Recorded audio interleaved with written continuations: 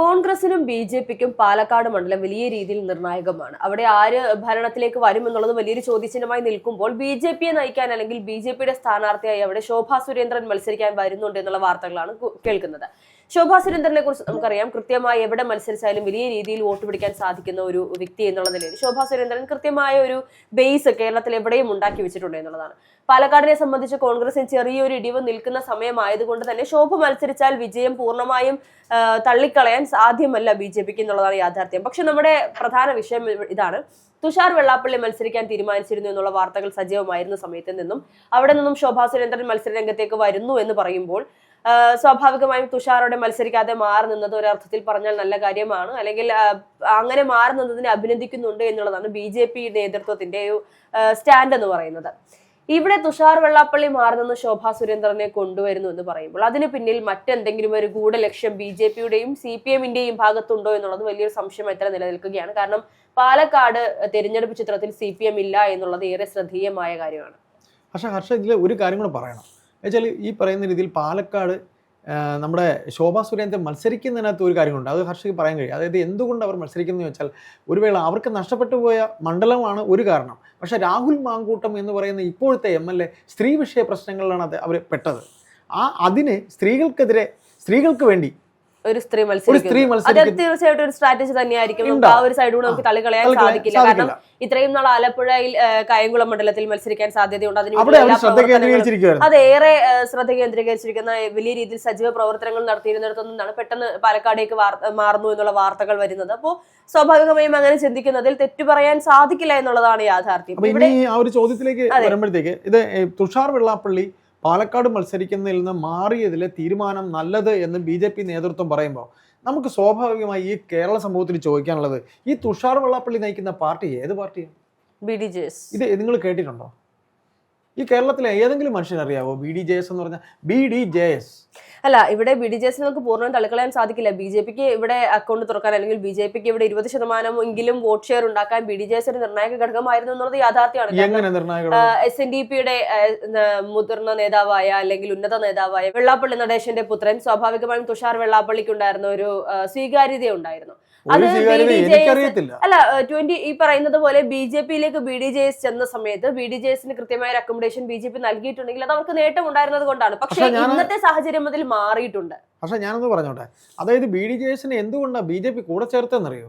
അവർക്ക് ഇവിടെ ഒരു എൻട്രൻസ് ഉണ്ടാവണോ? തീർച്ചയായിട്ടും ആ എൻട്രൻസ് ഉണ്ടാക്കാൻ BDJSന് സാധിച്ചു. അതൊരിക്കലും തള്ളിക്കളയാൻ സാധിക്കില്ല. അപ്പൊ ബി ജെ പിക്ക് എപ്പോഴും, അതാണ് ഞാൻ നേരത്തെ പറഞ്ഞത്, ബി ജെ പിക്ക് BDJS സഹായിച്ചിരുന്നു എന്നുള്ളത്. എങ്ങനെ സഹായിച്ചു? ഞാൻ ചോദിക്കട്ടെ, വെള്ളാപ്പള്ളി നടേശൻ പറഞ്ഞെന്ന് പറഞ്ഞുകൊണ്ട് SNDPക്കാരെല്ലാം ബി ജെ പിക്ക് വോട്ട് ചെയ്ത് നിങ്ങൾ കരുതുന്നുണ്ടോ? അദ്ദേഹത്തിന്റെ മകൻ വന്നുകൊണ്ട് BDJS ഉണ്ടാക്കിയോണ്ടൊന്നും അല്ല. ബഹുമാനപ്പെട്ട മുഖ്യമന്ത്രി പിണറായി വിജയന്റെ അല്ലെങ്കിൽ CPMന്റെ ആറ്റിറ്റ്യൂഡാണ് SNDP സമുദായത്തിനെ മാറി ചിന്തിക്കാൻ ശ്രമിച്ചത്, അല്ലാതെ BDJS വന്നുകൊണ്ടൊന്നുമല്ല. അപ്പൊ നമ്മൾ വിഷയത്തിലേക്ക് വരുമ്പോൾ BDJS ഒന്നുമല്ല. ഇതെന്ത് പാർട്ടിയാണ് BDJSനെ പിന്നെ BJP ഉപയോഗിച്ചതെന്ന് വെച്ചാൽ, നമ്മളിപ്പോൾ ഒരു സ്ഥലത്തേക്ക് പോകുന്നു, അവിടെ നമുക്ക് ആരെയും പരിചയമില്ല, നമ്മൾ ആകെ കെട്ടുപൊട്ടിയ പട്ടം പോലെ നിൽക്കുക. നോക്കുമ്പോൾ കാണാൻ എനിക്കറിയാവുന്ന ഒരു ഈർക്കൽ കമ്പെങ്കിലും കാണും അവിടെ. നമ്മൾ അവിടെ കയറി അവനോട് പരിചയം സ്ഥാപിക്കും. എന്തിനാ? നമുക്കവിടെ നിന്ന് പോകാനായിട്ട്.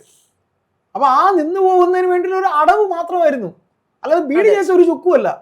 BDJS മാറിയാൽ അംഗീകരിക്കാൻ BJP അംഗീകരിക്കുന്ന ഇത് ആരെ പറ്റിക്കേ? BDJS എന്തോന്നു? BDJS ഒരു ചുക്കുമല്ല. അപ്പൊ BDJS ഒരു ചുക്കുമല്ല എന്ന് പറയുമ്പോഴും അവിടെ ഒരു അടവ് നയമുണ്ട്. ബഹുമാനപ്പെട്ട വെള്ളാപ്പള്ളി നടേശൻ കാണിക്കുന്ന ഒരു അടവ് നയം. എൻ്റെ മകൻ അവിടെ നിന്ന് മാറിയിരിക്കുന്നു, അല്ലയോ BJPക്കാരെ, എൻ്റെ മകൻ അവിടെ നിന്നെങ്കിൽ ഇവിടെ അങ്ങ് തൊമ്മം തൊഴിച്ചേനെ, എൻ്റെ മകൻ അവിടെ നിന്നെങ്കിൽ തൊമ്മം തൊഴിച്ചേനെ, എന്റെ മകനെ ഞാൻ മാറ്റിയിരിക്കുന്നു. ഇവിടെ തുഷാർ വെള്ളാപ്പള്ളിയെ മത്സരിപ്പിക്കാൻ സാധ്യതയുള്ള ഒരു മണ്ഡലമായി നമ്മൾ കണക്കൂട്ടിരുന്നത് പറവൂരായിരുന്നു. കാരണം VD സതീഷിനെതിരെ മത്സരിക്കാനായിട്ട് പറവൂരിൽ ഒരു ചുക്കും നടക്കില്ല. വെള്ളാപ്പള്ളി നടേശന്റെ മോൻ നിന്നെന്ന് പറഞ്ഞിട്ട് ഒരു ചുക്കും നടക്കില്ല. വെള്ളാപ്പള്ളി നടേശൻ വിചാരിച്ചാൽ SNDPക്കാരും വോട്ട് മാറി ചെയ്യില്ല. ആര് വെള്ളാപ്പള്ളി നടേശൻ? അദ്ദേഹം ചിലപ്പോൾ ആയിരുന്നിട്ടുണ്ടാകും 90-ാമത്തെ വയസ്സിൽ. അദ്ദേഹം ഇപ്പൊ ഈ പറയുന്ന കാര്യങ്ങൾ ഞാൻ വേറൊന്നും കൊണ്ട് പറയുന്നില്ല. ഈ സമുദായത്തിന് ചെയ്യേണ്ട കാര്യങ്ങൾ ചെയ്തു. ആ സമയം കഴിഞ്ഞു, 90 വയസ്സ് കഴിഞ്ഞു. ഈ മനുഷ്യൻ എന്തിനാ ഇതിനകത്ത് തട്ടിപ്പേറി കിടക്കുന്നത്? അദ്ദേഹത്തിന് ഇപ്പം കേന്ദ്രത്തിൽ നിന്ന് ഒരു പത്മഭൂഷൺ കിട്ടി. സുകുമാരൻ നായർ ചേട്ടൻ പിണങ്ങിപ്പോയി അല്ലേ? അതിലെല്ലാം പറഞ്ഞ അസൂയ കൊണ്ടാണെന്നാണ്. ഏതായാലും അദ്ദേഹത്തിന് പത്മഭൂഷൺ കിട്ടിയ സ്ഥിതിക്ക് BJPയിൽ അദ്ദേഹത്തിന് ഒരു പിടിപാടുണ്ട്. അപ്പൊ അദ്ദേഹത്തിന്റെ വീട്ടിലെ ഉമ്മറം എന്ന് പറയുന്ന ഏത് രാഷ്ട്രീയ പാർട്ടി എനിക്കറിയില്ല. ഉമ്മറത്ത് ആരെയാണ് അദ്ദേഹം ഇരുത്തിരിക്കണമെന്ന് അറിയില്ല. കോൺഗ്രസിന് എന്തായാലും ഇപ്പോൾ പിണങ്ങിയിരിക്കുകയാണ്. കോൺഗ്രസിനെ കൊണ്ട് നേട്ടമില്ലാത്തതുകൊണ്ട് അദ്ദേഹം കോൺഗ്രസിനെ അടുപ്പിക്കാത്തത്. നേട്ടം ഉണ്ടായിരുന്നെങ്കിൽ ഞാനൊരു പഴയ കോൺഗ്രസ്സുകാരനായിരുന്നു എന്ന് പണ്ട് അദ്ദേഹം പറഞ്ഞിട്ടുണ്ട്. ഇപ്പം പിന്നെ നമ്മുടെ ഹാള് ഏത് പാർട്ടിയാണ് അവിടെയുള്ള? അദ്ദേഹത്തിൻ്റെ ഭാര്യ ഏത് പാർട്ടിയാണ്? മകൻ്റെ കൂടെയാണെന്ന് തോന്നുന്നു. ഏതായാലും ആരെയൊക്കെയോ തൃപ്തിപ്പെടുത്താൻ ബഹുമാനപ്പെട്ട മുഖ്യമന്ത്രി പിണറായി വിജയനെ തൃപ്തിപ്പെടുത്തുന്ന എന്തിനാണ്? അദ്ദേഹത്തിൻ്റെ കുറേ കേസുകൾ ഇരിക്കുന്നുണ്ടാണ് അല്ലേ? ഇന്നല്ലെങ്കിൽ നാളെ പിണറായി വിജയനെ അദ്ദേഹം പൊഴുത്തി പറയും. ഇദ്ദേഹം ആരെയെല്ലാം ജയിക്കുമെന്ന് പറഞ്ഞിട്ടുണ്ടോ അവരെല്ലാം തോറ്റിട്ടേ ഉള്ളൂ അല്ലേ? ആരെയെല്ലാം VS ബഹുമാനപ്പെട്ട പഴയ പ്രതിപക്ഷ നേതാവ് മുഖ്യമന്ത്രി VS ഇവിടെ തിരുവനന്തപുരത്ത് SUT കിടക്കുമ്പോൾ അദ്ദേഹത്തെ കാണാൻ പോകാനുള്ള ഒരു ധൈര്യം അദ്ദേഹത്തിനുണ്ടായിരുന്നു. ആശുപത്രിയിൽ ബോധമില്ലാതെ മരണത്തോട് മല്ലിട്ട് കിടക്കുമ്പോൾ പോലും വെള്ളാപ്പള്ളി നടേശൻ VSനെ കാണാൻ പോയിട്ടില്ല. അദ്ദേഹത്തിന്റെ ചേതനയറ്റ ശരീരത്തിന് മുന്നിൽ പോയി നിൽക്കാനേ വെള്ളാപ്പള്ളി കഴിഞ്ഞിട്ടുള്ളൂ. അവിടെയാണ് VS എന്ന് പറയുന്ന വ്യക്തിയുടെ വ്യക്തിത്വം എന്ന് പറയുന്നത്. ഈ ആ മനുഷ്യൻ മരിച്ചതിന് ശേഷമല്ലേ ഈ ജാതി കോമരത്തിനെയൊക്കെ വണ്ടി കയറ്റി ഈ മുഖ്യമന്ത്രി കൊണ്ടുവന്നത് അല്ലേ? അദ്ദേഹത്തിന്റെ വിലയിൽ പിന്നെ അദ്ദേഹത്തിന്റെ മോനോ അദ്ദേഹത്തിന്റെ പാർട്ടിക്കോ ഈ കേരളത്തിലുള്ള എന്ത് വില കൊടുക്കാനാണ്? ഇതെല്ലാം ആരെ പറ്റിക്കാനാണ് ഈ കാണിക്കുന്നത്? തീർച്ചയായിട്ടും നമ്മൾ പാലക്കാടേക്ക് തിരിച്ചു വരികയാണെങ്കിൽ നമ്മൾ നേരത്തെ പറഞ്ഞതുപോലെ തന്നെ പാലക്കാട് BJPക്ക് ഒരു കൃത്യമായ ഒരു സ്റ്റാൻഡ് ഉണ്ട്. ഇപ്പോഴത്തെ സാഹചര്യത്തിൽ പാലക്കാട് പൂർണ്ണമായും BJP തള്ളില്ല എന്നുള്ളതാണ് യാഥാർത്ഥ്യം. അത് നമുക്ക് അങ്ങനെയല്ല എന്ന് പറയാൻ സാധിക്കില്ല. നിയമസഭാ തെരഞ്ഞെടുപ്പിൽ അവർ ഉന്നം വെക്കുന്ന പ്രധാനപ്പെട്ട ഒരു മണ്ഡലം പാലക്കാട് തന്നെയാണ്. കാരണം BJPക്ക് കൃത്യമായൊരു വോട്ട് ബാങ്ക് പാലക്കാടുണ്ട്. അത് ശോഭാ സുരേന്ദ്രൻ കൂടി ഇറങ്ങുമ്പോൾ നേരത്തെ ചേട്ടൻ പറഞ്ഞതുപോലെ ഒരു സ്ത്രീക്ക് വേണ്ടി അല്ലെങ്കിൽ ഒരു അതിജീവിതയ്ക്ക് വേണ്ടി രാഹുലിനെതിരെ മത്സരിക്കാൻ ശോഭ അല്ലെങ്കിൽ കോൺഗ്രസിനെതിരെ ഒരു കാര്യം കൂടെ ഉണ്ട് ഹർഷ. എന്തുകൊണ്ട് ശോഭാ സുരേന്ദ്രനെ അവർ നിർത്തുന്നു മുൻകൂട്ടി അവർ തീരുമാനിക്കുന്ന അറിയാമോ? CPM ഒരു അടവ് നയത്തിലേക്ക് പോവുകയാണ്. ഭാവനയെ നിർത്താൻ അവർ ഉദ്ദേശിക്കുന്നുണ്ട്. അത് ഒരിക്കലും നടക്കാത്തൊരു കാര്യമാണ്. അല്ല, അവിടെ ഭാവന പറഞ്ഞു കഴിഞ്ഞിട്ടുണ്ട്. അങ്ങനെ ഒരു സംസാരം പോലും ഉണ്ടായില്ല. അതൊക്കെ വെറും പൊള്ളയായ ഒരു ഭാവനയെ അല്ലെങ്കിൽ തന്നെയും CPM ആണ് നമുക്ക് വിശ്വസിക്കാൻ കഴിയില്ല. നമുക്ക് CPM ഒരിക്കലും പ്രഡിക്ട് ചെയ്യാൻ കഴിയില്ല. CPM പ്രഡിക്ട് ചെയ്യാൻ സാധിക്കില്ല. പക്ഷെ ഭാവന കൃത്യമായി പറഞ്ഞിരുന്നു. ഞാൻ അങ്ങനെ ആ ഒരു രീതിയിൽ ചിന്തിച്ചിട്ട് പോലില്ല. ഒരു സമയത്ത് വാർത്തകൾ വന്നിരുന്നു ഭാവന പോട്ടെ, ഇവർ വേറെ ഏതെങ്കിലും ഒരാളിനെ കൊണ്ട് നിർത്തിയിട്ട് ഈ കഥ എങ്ങനെ സ്ഥാപിച്ചാൽ പോരെ? കാര്യം ഇവർക്ക് ഏറ്റവും കൂടുതൽ കഴിവുള്ളത് ഇതേപോലെ ഈ വിഷയ കഥകൾ ഇങ്ങനെ പറഞ്ഞു നടക്കുക. അങ്ങനെയെങ്കിലും അവർ സരിതയെ വല്ലതും കൊണ്ട് മത്സരിപ്പിക്കേണ്ടി വരുമായിരിക്കും ഒരു പക്ഷെ. അങ്ങനെ അത്രയും വലിയൊരു പക്ഷേ CPM-നെ സംബന്ധിച്ച് അങ്ങനെ ഒരു നേട്ടമൊന്നും ഏതൊരു ഈ പറയുന്നത് പോലെ സ്ത്രീകളെ കൊണ്ടുവന്ന് നിർത്തിയാലും ലഭിക്കില്ല എന്നുള്ളതാണ് യാഥാർത്ഥ്യം. CPM-നകത്ത് ഒരുപാട് നേതാക്കന്മാരുണ്ടല്ലോ, അവർ ശ്രമിച്ചു നോക്കട്ടെ. അല്ല, ഇപ്പൊ നമ്മൾ ഒരു കാര്യം PT കുഞ്ഞുമുഹമ്മദ് എന്ന് പറഞ്ഞ സംവിധായകന്റെ വിഷയത്തിൽ ആ പാവം അതിജീവിതയ്ക്ക് എന്ന് പറയാൻ നമ്മൾ പാവമൊന്നും പറയണ്ട, അവർ നല്ല ധൈര്യമുള്ള സ്ത്രീ, അവർ വന്നിട്ട് പറയേണ്ടി വന്നില്ല. എന്നിട്ട് ഈ മുഖ്യമന്ത്രി എന്ത് ചെയ്തു?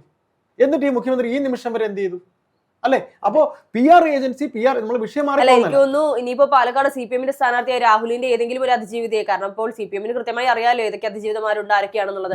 ആരെങ്കിലും കൊണ്ടൊന്ന് മത്സരിപ്പിക്കും. അതായത് രാഹുലിന്റെ ഏതെങ്കിലും അതിജീവിതയ്ക്ക് ഇത്തരത്തിൽ മത്സരിക്കാൻ താല്പര്യമുണ്ടോ എന്ന് പാർട്ടിക്കകത്തുള്ള ബുദ്ധി കേന്ദ്രങ്ങൾ അന്വേഷണം തുടങ്ങി എന്ന് വേണമെങ്കിൽ നമുക്കിവിടെ പറയാം. അതെ.